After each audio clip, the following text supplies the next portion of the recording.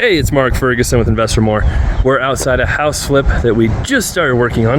We bought this one a couple of months ago, and it's taken us a little bit of time to get started on it just because we've been really busy on other projects. The skate park flip especially took much more time than we thought, but we're able to get on this one now, get it started. We'll show you what work has been done. Most of the demo is done. A little bit of work has been started too. Of course, you can see the roof is awful. We'll talk about that. And that's been a struggle for us recently because our really good roofer we had stopped doing roofs. But this should be a cute, nice house once it's done, and fairly basic and simple flip. So those are always nice.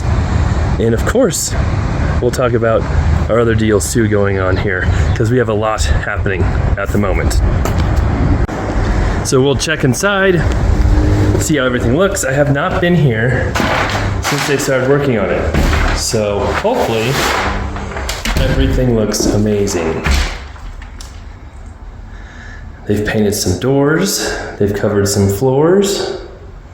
So a little bit of, painted some trim it looks like. So some things have gotten started. We paid $295 for this house. It should be worth around $400, maybe a little more. And it should be a fairly easy, quick flip. Fairly easy, quick flips are worth so much more than long, drawn-out, crazy flips, even if there's more profit potential. We've talked about that a lot. And yeah, fixtures, the windows I think were okay. The floors are actually in pretty good shape. They're hardwood. In the before video, you can see what those look like. So it shouldn't be too crazy. This is a little crazy, so I guess we are getting completely redoing this bathroom. But again, it's a very straightforward, easy bathroom. Shouldn't be too hard to do. Plumbing is copper. It's all in decent shape. Look at that, it's even got a copper vent pipe. Back when copper was not nearly as expensive as it is now. We have a free scale.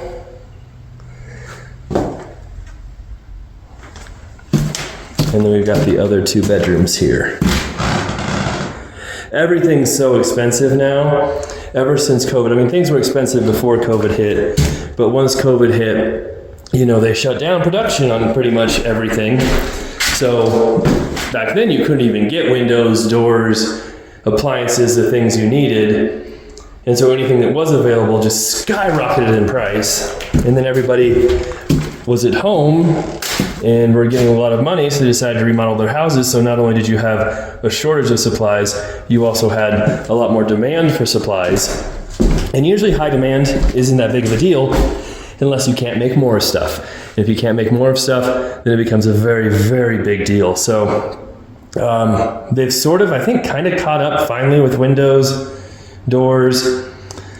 But, you know, prices maybe come down a little bit, but not much, because during COVID, wages went up a bunch too.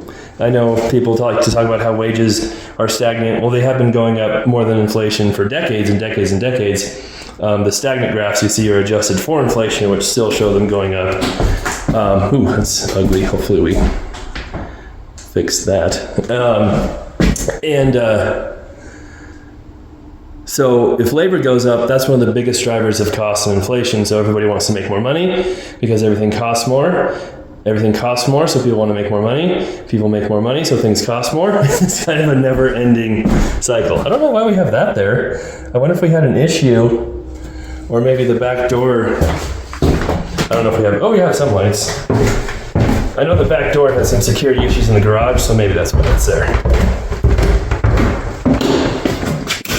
That might be our only light. These work? Oh, there we go. There's some lights. And we'll just put carpet down here. Nothing too crazy. But my whole point with that little tirade about inflation and different things is, you know, if we can save money on windows, that saves us thousands and thousands and thousands of dollars. And that's us using, you know, Home Depot, Geldwin, or you know, basic builder grade windows. They used to cost, you know, $100 to $150 a piece. Now they cost $250 to $300 a piece without the cost to install them. Same thing with doors. You know, even though they're flat doors, they're not the prettiest in the world. You know, you're paying over $100 per door plus installation, plus maybe you're taking trim off or you're doing door jambs. Probably paying $200 to $300 a door total with 10, 15 doors. That adds up very quickly too. So wherever you can save money, save costs. Oh, we've got a leak. I remember a plumber coming over here and saying he had fixed that. And apparently it has decided that he was wrong and it was going to unfix itself. Or maybe he did fix it. But yes, we do not need these. Those are pretty ugly. Or this stuff. That stuff needs to get out of here. This is old. I think this house is 2006, so that water heater is definitely pretty old. But luckily, look, this is why basements have drains. Although, that's the drain for the shower. Never mind. There should be a drain in here somewhere too, for situations like that. Let's see what we've got back here. Hey, that's out now. That's kind of a built-in closet thing, kind of weird. Makes the bedroom feel so much bigger with that gone, but obviously we need to replace some trim there. Okay. And then this bathroom looks like we're gutting it too. So obviously that's going to be expensive doing kitchens and baths. Those will cost a few thousand each for bathrooms. I know some people say it takes $20,000 to redo a bathroom. I don't know who you're using to redo your bathrooms, or if you're redoing like a master suite with a tub, shower, double sink vanity, steamer shower, separate bidet. Like, that's kind of crazy to spend 20 grand on a bathroom, especially when we're talking about a basic bathroom like this. So we definitely don't spend that much. In the kitchen, we can probably do for $8,000. Those costs have gone up, but for our cabinets, we use builder grade cabinets again. And this window is broken too. I wonder if that just happened or if it's been like that. But there's a reason builders use the stuff they do, because it makes the most sense. They realize people don't have to have super fancy custom products, and they still buy houses and enjoy them because they'd rather have the cost savings than the expensive stuff. And builders have done a ton of research on all of that. So we're happy to follow their guideline. But for cabinets, it's probably going to be a few thousand. Counters, 1,000 or so, depending on what kind of countertops we put in.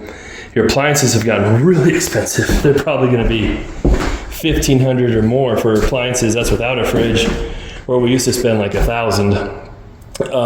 And then obviously flooring, paint, stuff like that. Can we go out here? I think we can go out here.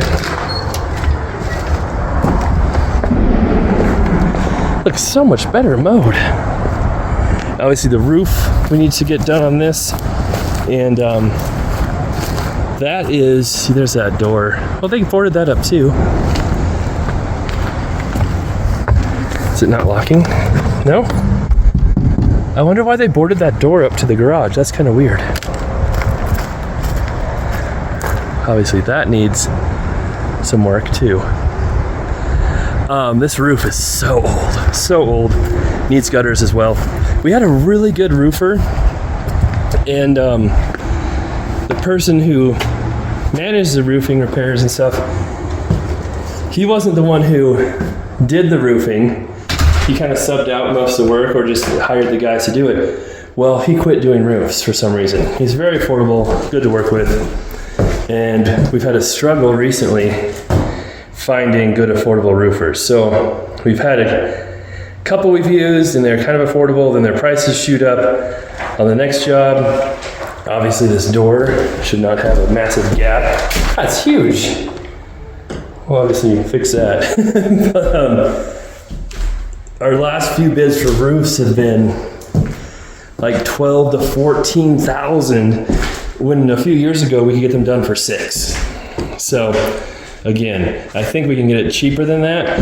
We're gonna shop around, and I'm kind of like asking some of my guys, hey, you guys want to learn to be roofers? It might be a miserable job, especially in the summer, but maybe I need to start a roofing company, who knows.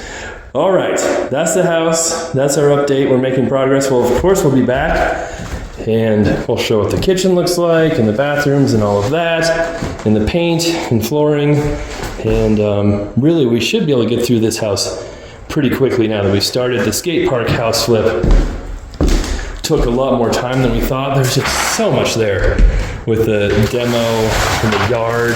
We kind of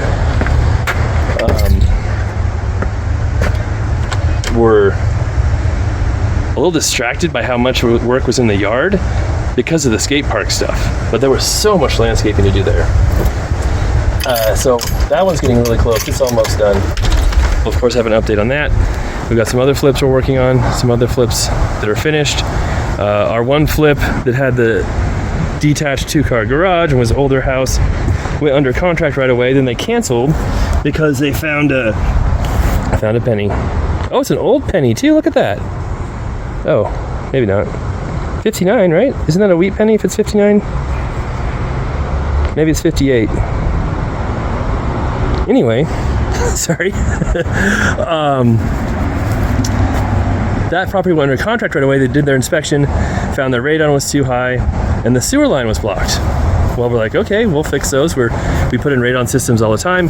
We got the sewer line looked at, we can fix it, but they just canceled, said, nope, we're just canceling, we don't want to go through with it. Well, we put it back in the market, went under contract again in one day, so that's good.